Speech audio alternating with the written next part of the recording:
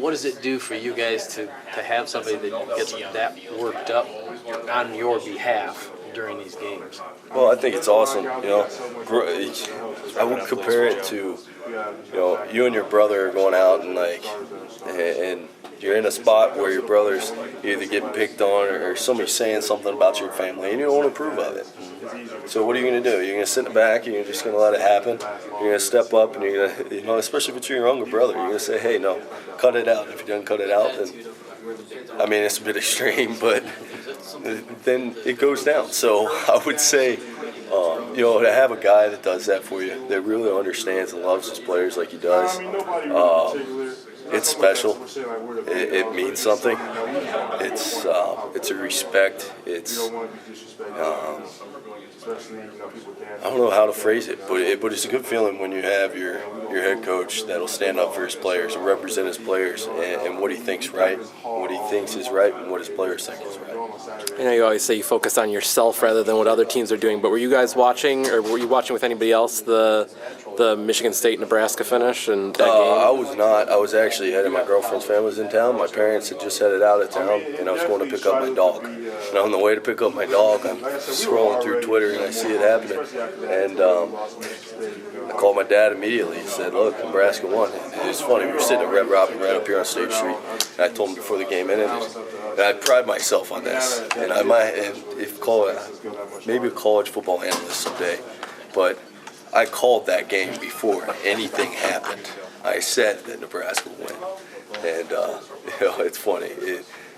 So immediately after it happened, I called my dad. I said, Dad, guess what? I was right. Why did you think that was going to happen? It's just a feeling I get. I don't know how to.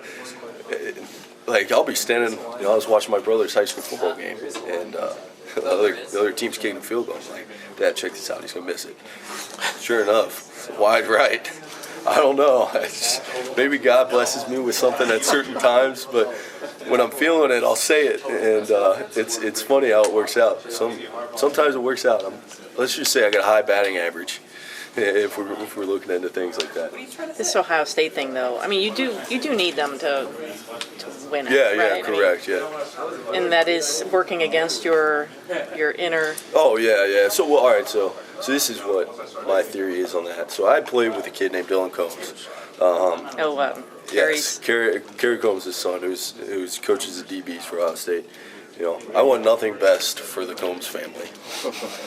And, I love them. I love Dylan, love Braden, Courtney, all of them. I was a ball boy for him when he was coaching in the state championship game in Ohio. And we're on somehow me and his son ended up on the opposite team sideline. And you hear all this stuff going on, and you're looking across the field, and he's over there, and you're like, heck yeah, I want the best for that guy. He's a very intense dude.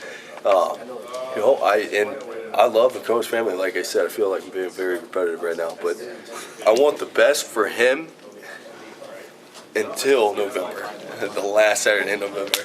So you don't root for Ohio State, you root for the Combs. I support Coach Combs. Yeah. I support. And that's your loophole. That's my loophole. And if you ask me, I'm not no Ohio State fan by any means, but Coach Combs I support and I love. I think since my freshman year, after each game, no matter, just hugged him up, told him I'm proud of him. He tells me he's proud of me, and life goes on. Don't see him for a whole another 365 days, but it's just funny how I care for him and I want him to do good, except for last Saturday in November.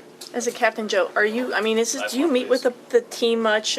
Do you and Joe, and is this something you would talk about, keeping the focus on the next few? Yeah, actually, we don't meet with the team very often. Well, I guess there's two ways you're going to look at it. We don't have formal meetings with the teams very often, but we meet every day on the practice field.